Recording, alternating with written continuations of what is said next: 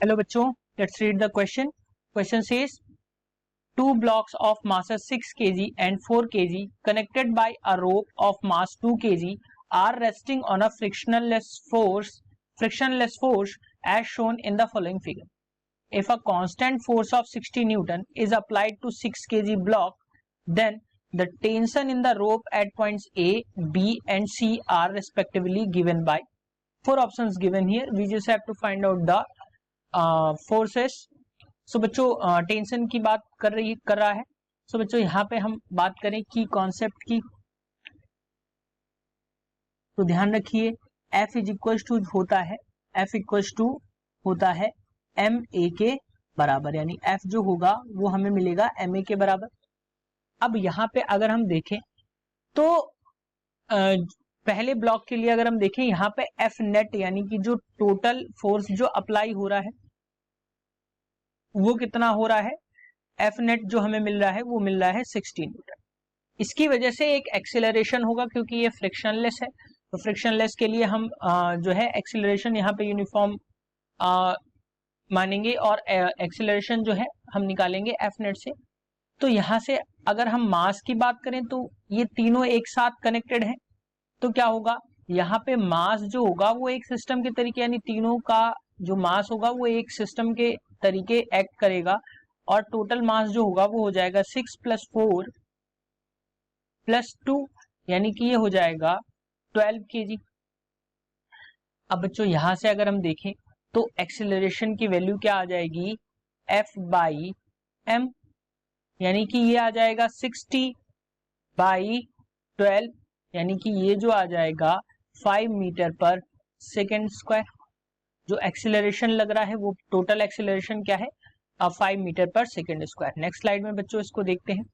तो अब अगर हम फर्स्ट ब्लॉक की बात करें यानी ए ब्लॉक की अगर हम बात करें तो इसका जो वेट है वो गिवन है, मास जो है वो 6 kg है और एफ इस पे लग रहा है 60 न्यूटन का.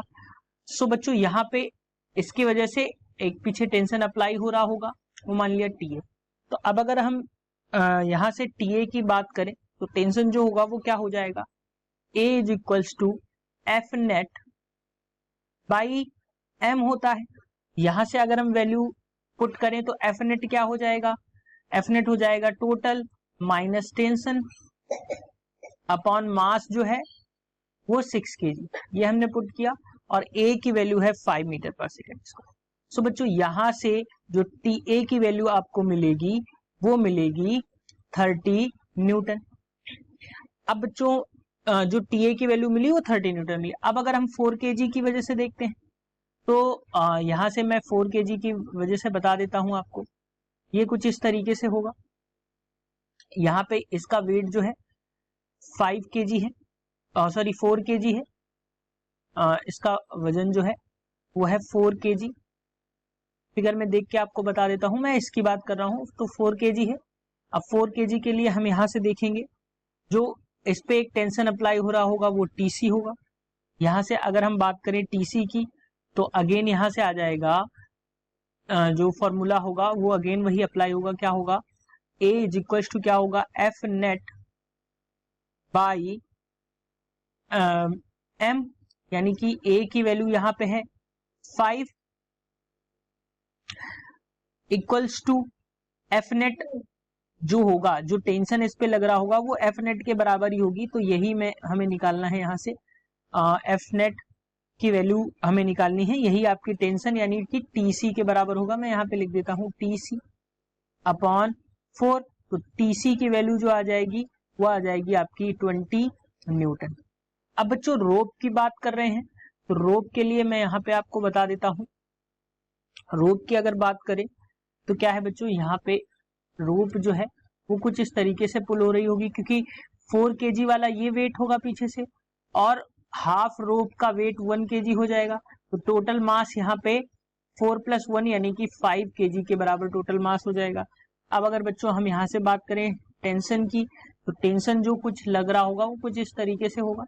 तो यहाँ से अगर मैं बात करूं तो F is equal to again हो जाएगा TB/5 यानी कि मास. सो बच्चों यहाँ से अगर मैं बात करूं तो TB की वैल्यू जो आपको मिलेगी 5 × 5 यानी 25 न्यूटन की. तो जो ऑप्शन आए, आंसर आए वो आपके क्या आए, टी ए की वैल्यू 30 न्यूटन है, टी बी की वैल्यू 25 न्यूटन है और टी सी की वैल्यू जो है वो 20 न्यूटन है। सो बच्चों अगर हम करेक्ट ऑप्शन की बात करें तो करेक्ट ऑप्शन कौन से हैं, 30, 25 एंड 20।